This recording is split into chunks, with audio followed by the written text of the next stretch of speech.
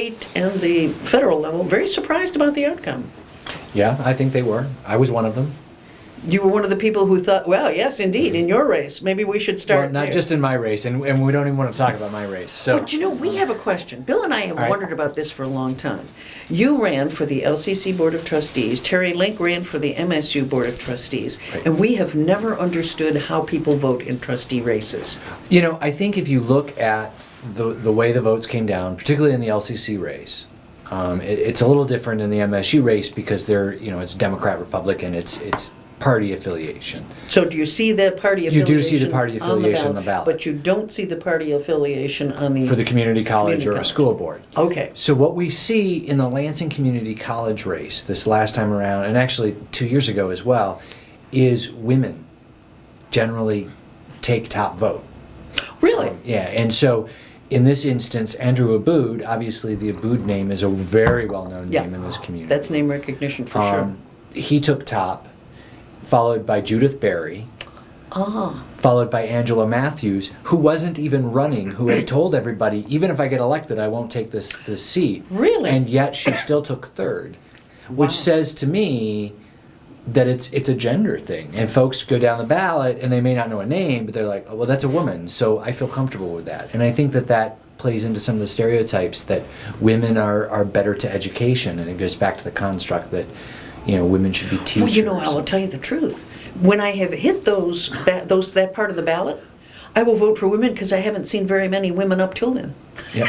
Well, and that's Seriously, and I I understand rarely that. have a chance. You rarely have a That could be chance. part playing into it too. But Yeah. that definitely, I think, gender plays a significant role in how Interesting. those names are selected. And it's interesting, 2 years ago when I ran, names played a role as well because we had a lot of ethnic sounding names. Castillo, Hidalgo, Manzella. And so Robin Smith and Todd Heywood, the African American woman and the gay guy, took the out-county vote. I see. You know, Interesting. there's no reason why the gay guy and the African American woman should have taken the out-county vote, other than the fact that we had very Anglo-sounding names. Yes. So I think there's some racism that plays into that Wow. decision process as well. And I think you may have tapped something that is across the board, because people tried to predict this race using all kinds of smart algorithms and Yeah. polling. They didn't come close. No. I mean, it was just a mishmash across the United States. Yeah, absolutely. Nate Silver and the gang and the Mr. Wong, Dr. Wong from Princeton. I mean, they were way off. Well, and I think part of that was those formulas were expecting a much higher turnout They than we were. actually had. And let's be honest, 37% turnout, which is what Clerk Byram told me Ingham County had. Lowest since That was 19. that was nationwide too, so that was right on target. That's Lowest since the pathetic. 40s. That is absolutely pathetic. And it was in particular the Dems who didn't show. Yes, and that raises questions for me about whether or not Lon Johnson, who's the chair of the Michigan Democratic Party, and his strategy of get out the vote for the Dems worked, and I think the answer is no. I'm not sure, though, if he was reflecting what happened from the DNC, because I certainly see a lot of unhappiness. We lost Howard Dean as the head of the DNC, and he had a very strong 50-state strategy. Said you don't lose, you don't lose in any state at all. You fight in every state, and you build that ground game because over time that's going to be your best bet. And I think that Debbie Wasserman Schultz pulled back from that. She did. And that has certainly not paid off. Well, and I think, deconstructing the sort of the national frame as well, Democrats ran away from the president. They did. And all their issues. And as you know, the reality is that this president has been incredibly successful. If you look at the economic trend lines, if you look at the employment lines, if you look at the healthcare stuff, he's been really successful, more successful, frankly, than Ronald Reagan was. The challenge, however, Todd, is that those statistics look great, but the underlying reality tells a different absolutely. story. But They have jiggled those statistics to the point now where if we were calculating unemployment in the same way that they did back in the 30s when we were in a depression, we would have about, right around 10% unemployment, 10 to 12%. I don't disagree with that, but I do think that there are ways that you can trumpet They should have. success and your values, and I think Democrats ran away from it. I think part of the reason why Gary Peters was as successful as he was, not just because Terry Lynn Land tanked and tanked early. And I don't like to say this, but I do think that gender means you still do have to have an extra buffer. I think a few points of her loss was simply because her crowd is not particularly always going to back the woman, I feel. I think that may have played a role, but I think the bigger role was the fact that she tanked. She but did. I also think that Gary Peters was as successful as he was because he didn't really run away from sort of the core Democratic principles. Yeah. He was here with the president. Yep, he had no fear about that. Now, with Mark Schauer, I think had the Democrats been able to get out the vote in Detroit, we would be talking about governor-elect. He was supposed to be much closer than he was with the final result, but I think part of what we're seeing is that the Dems, especially Obama at the top of the ticket, have really not delivered for their base. I mean, the argument always is that the Republicans are afraid of their base, so they give them red meat. The Dems, they just don't like their base. They think their base has values they don't really share. There have been opportunities for the president to do things. I mean, I really believe that he should have gone ahead with the immigration. Oh, I think so too. I think that was a huge mistake. I think he should have gone ahead with net neutrality before the election as well. I mean, agree he did as that well. today. Why did you wait for a week? And why didn't he kill Keystone? Yeah. Now he's not going to be able to. That's going to have to be the bone. That's going to get shoved down his throat by It the is. Republican Senate and House. Because the question's going to become, how many more things can you veto over the next 2 years? It was a timid election. It was. It was a timid campaign, wasn't it? It was very timid, and it was not pretty to watch. And there was a lot of money in this election. And $4 billion. At some point, we've got to have a conversation in this country about funding elections. No kidding. And the reality is, for my campaign for LCC, I raised $1,800, which should have been able to get me enough Attention. to win the race. No.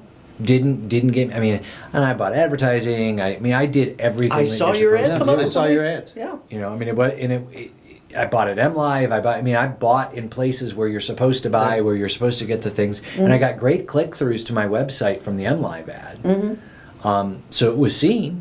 Yeah. But it just did not translate to the money that was spent by the chamber in this particular case. I mean, they pushed Abood hard. And I think we see that in the One of the numbers. things I think we've seen at the national level is that in presidential years, whoever's at the top of the ticket is going to dictate so much of Yep. what happens below. In off-year elections, I think that in particular, though our guest last week didn't like me talking about dark money, I do like calling it dark money because I do see it as kind of evil. They've now moved to the states because they Yep. know that there's less oversight. And in some instances, school boards. Yes. Right. Yeah, and that's, let us remember that the religious right came to power by taking over school boards. Right. And I think that's a conversation we have to have as we look at deconstructing politics. I think something else we have to talk about is the gerrymandering, which played absolutely. a significant role. And frankly, in this lame duck session, I'm sorry to transition a little bit, but I think this is important. There is discussion about changing the way we select our presidential electors for the Instead of being winner Electoral take college. all, we would be proportional. Correct. And I that think would, there's 2 states that do that. right, and that would have made Michigan go to Mitt Romney. It would have. made it go to McCain. That's a problem. Well, exactly what it Even does. though the popular vote was for Obama in both those elections, it would have In gone, particular yeah. because we're that sort of purplish blue state right Yeah. now. This is LCC Radio, WLNZ 89.7 here in Lansing, Michigan. We're talking with Todd Heywood about the consequences of the recent election, and I would like to ask him about the Gary Glenn win. Because I guess that Wow. I kept watching that one all night. I kept clicking on that, and I couldn't believe it. He really won by a wide margin. He did win, and I think, and it's not for lack of trying on behalf of the LGBT community and the unions. I mean, the unions, labor was up there immediately after that. Emily Devendorf of Michigan Equality, I mean, she just about lived there. I thought Yeah. she had moved to Midland, She and Summer Foster, who Yeah. was the field organizer, spent a lot of time up there, and the feedback that they were getting is obviously different than how the poll. And part of the issue was that their voters didn't turn out. They didn't come out. And why was that? Do they know? They don't, and I think they're still deconstructing what happened up there. Gary also flyered that community with all kinds of just horrendous literature, including a mailing of a same-sex couple kissing, saying this is Joan Brosh's view of traditional life, and there was another one that was about illegal immigrants and bringing Ebola, Right. saying that Joan Over Brosh from was going to Canada. bring. No, from Mexico. But she said. Oh, I thought they had one from Canada. No, they had one from Mexico. That that the illegal immigrants are going to bring Ebola to us, and Joan Brosh was okay with that. I mean, that's really nasty stuff. It was that pretty happened. disgusting, frankly. And the three candidates that had been identified as being Gary Glenn and two others that were really the hard right extremists all got in. Yes, and actually there's a fourth one out of Brighton. Oh, really? That's been identified, who now thinks that even if the Supreme Court rules in favor of marriage equality, that Michigan should opt out of it under a states' right argument. I see. And then isn't there, now Gary Glenn wants to criminalize anyhow, no matter what. Right. And Todd Corser is in that same frame, and so is, can't remember her name, but she's from down in, I know. Cindy Gamrat. Yes. Down by Kalamazoo. Now, we already had people like Dave Agema, they have they aged out because of our term limits, but we apparently have a new crew coming in. What does that mean for the overall mix of our Michigan legislature? Is it getting more right, more Absolutely. centrist? In fact, the new speaker is a Tea Party extremist. He's happily a Tea Party guy. How does that happen? You know, the fact of the matter is the Tea Party, and we've talked about the Tea Party over and over and over again, the Tea Party was very successful in exploiting people's fears in the middle of an economic crisis. As much as people want to say that it was a grassroots movement, the reality is that it was a turf movement that was funded by the Koch brothers. A lot of money poured into it. And it's continuing to this day. I mean, even now I'm surprised. getting 7 or 8 emails from the Tea Party National about how the world is going to end because Obama is still president and we need to impeach him, and look out because Ebola is coming and that's what Obama wants. And all those stories disappeared the minute the election occurred. You know? Absolutely. This is what I find ironic, because it wasn't just Fox News pushing those narratives. I mean, all of a sudden, Ebola and everything else is off the radar. The other thing that I don't understand about this is it's hard to stay angry very long. Yeah. You know, I mean, I'm surprised at how the level of fear and anger it must be higher than I think, because they don't hold downtown rallies anymore because not as many people show up, but apparently they will still go out and vote. Yes, they will. But I think we also see the other side of that coin, and that is we're suppressing the vote. It's not Well, just the that's true. voter ID that suppresses it, but when you create these horrendously negative senses about politics, people just give up. I mean, it's hard to sustain that kind of concern. And Todd, we talked about this previous show about how the Detroit Free Press and the Michigan Chronicle both endorsed the incumbent governor, which, There was a especially for lot, the yeah. Chronicle, that is an African-American That's newspaper stunning. in Detroit. Yeah. It was. Didn't they do England once, though? They may have. I think they did. I think they did. You know, they did, because they didn't like some of Jim Blanchard's policies. Yeah. Tearing down houses was one of them. Yeah. Yeah. Think of that. Isn't that ironic? But, this was such a strange election for Yes. endorsements. I'm not sure what role endorsements really play at the end of the day in elections, because, I mean, let's be honest, the Lansing State Journal endorsed Schneider and Schuette Right. for re-election, but they also endorsed Hicks and Berry for the LCC Board of Trustees. So if endorsements really played a greater role, then you would think that on those school board, on those hyper-local levels, we would have seen more impact. It would We have seen, matter most there, because Yeah. you know the least about Yeah. those down Yeah. ticket things. And we look at Thomas Morgan, who ran for the Lansing School Board, who lost by 1%.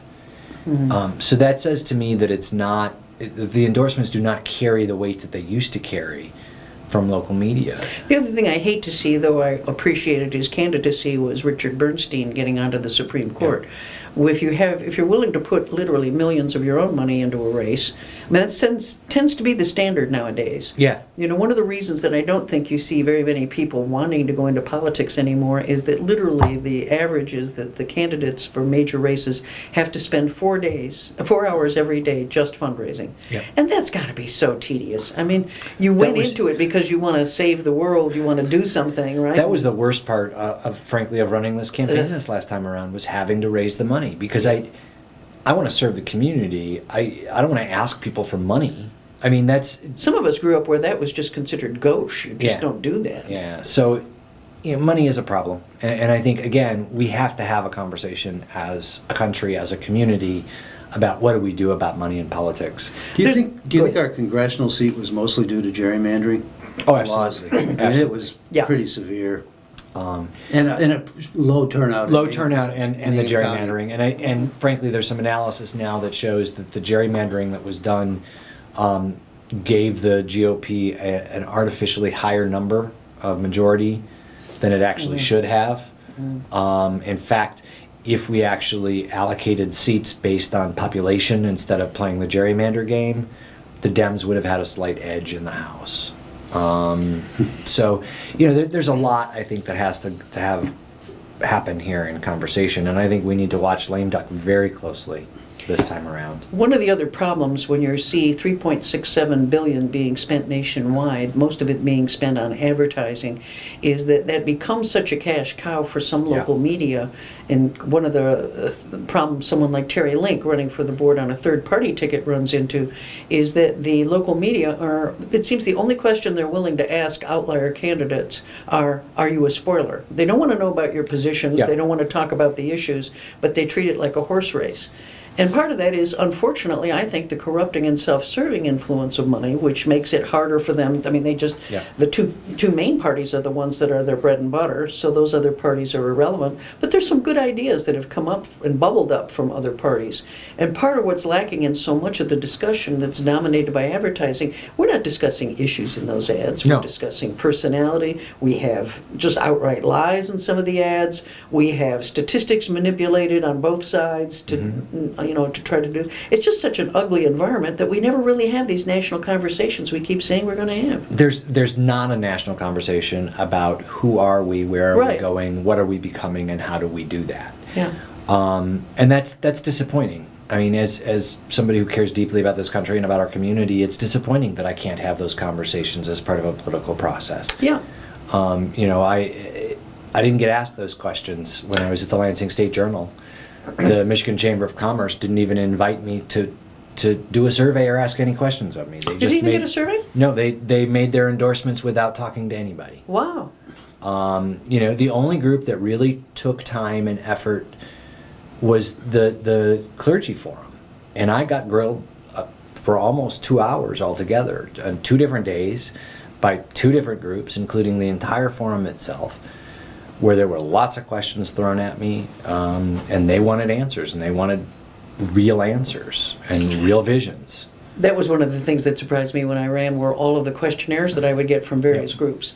And because when you're running a small-time operation, but you're actually in a big-time race, I was running in the 8th district, you're getting them from and they take a long time to fill out. Yes, they do. And you really better be careful, because whatever you're saying is obviously, there are phrases that could be picked out that could make you look kind of dumb. So you have to be pretty. And if you have a small staff, you're the person stuck doing them. Yes. It's pretty bad. Well, for instance, my LARPAC survey, and obviously Which LAR stands for? Lansing Association for Human Rights, which is the gay organization here in town, and their survey was 4 or 5 pages long, and my response was 15 pages long. Oh, wow!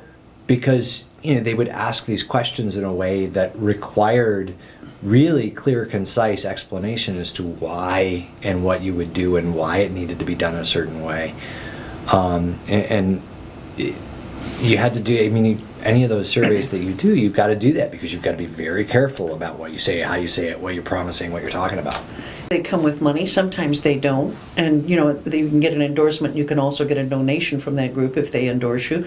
But part of the challenge for my students, and I think one of the things that was so disappointing, I just wanted to see them vote. And they were not energized. Young people were not energized. You could tell there was no buzz on campus. I do eye clickers, ask how many people were registered to vote and wanted to vote and that sort of thing, and the numbers were way down compared to a couple years ago. But it's hard for them to get information. They would love to have access. If somebody could aggregate all of those questionnaires for them, it would really be helpful for a lot of them. Well, and what's interesting is that those organizations hold those surveys and don't put them out publicly. I wish they didn't, because it would be wonderful. My students have to try to get a background on so many issues. Well, it was interesting that there was an LCC class, political science class, that actually they broke into small groups and tried to do some information about the local races, including the LCC trustee race. And they actually ran our answers on Facebook. They put together Did they? Facebook groups, and and of the 8 people on the ballot for the LCC race, and the 6 that were running, only 3 of us answered answered questions, and only 2 of us answered all the questions. Interesting. Yeah, you do see blanks. Yeah. That's always interesting. Lots of things like that. That would be really great because the candidates keep copies of all of theirs so they could release them. That's not a bad idea, though, to try to have, because I think with citizen journalism now, we're going to have to do a better job of explainers for young people. It's hard for them to jump in and know what to vote for. Yeah, I agree. It's hard. It's hard for an older person to know what to vote for. So, can I transition just a little bit because we're Yes, 3 we're gonna minutes run out, and Elliot Larson. Let's talk about that for just a minute. We've got some news coming. I will have a story sometime tomorrow. Looks like Elliot Larson amendment is going to happen in the lame duck session. This is the bill that would give equal rights, employment rights to the LGBT community. Housing and employment. Oh, housing under and- our yes, civil rights yes. law, Yes. which is called Elliot Larson Civil Rights Act. However, the battle right now is whether or not gender identity will be included in the legislation. Oh. And right now, what I'm getting is that gender identity will not be in the legislation, that this will be a partial bill, which means that the LGBT community may actually end up fighting Each other. this bill. Not each other, but I mean, fighting, Fight the bill. fighting the bill. Yeah. The Democratic caucus has said that they will not support a non-inclusive Civil Rights Act. It's become a hot button issue. It has, and I'm not sure it necessarily had to have become one. I think it was made one by some of the political operatives, and I I'm see. still doing some digging on that. But I think there's a lot more story coming here, and you know what? We've got a lot of national forces coming into town to sort of push Elliot Larson. So there's going to be a big fight. The question is, how is it going to come out? And it's still real hard to tell where the dice is going to land. It's going to be an interesting few weeks until we see. Next 6 weeks, yep. Coming up to Thanksgiving and Christmas, yes, indeed. We'll know a lot more. December is what we're talking about. Well, I hope to have you back to talk about this some more. This is LCC Radio, WLNZ 89.7 here in Lansing, Michigan. You've been listening to Lansing Online News Radio, and our guest Todd Heywood bringing us up to date on what happened with the recent election here in Michigan, the nationwide, and also the Elliot Larson possibility here in Michigan. Tune in next Monday night at 7. We will hear from you then. Thank you very much for listening.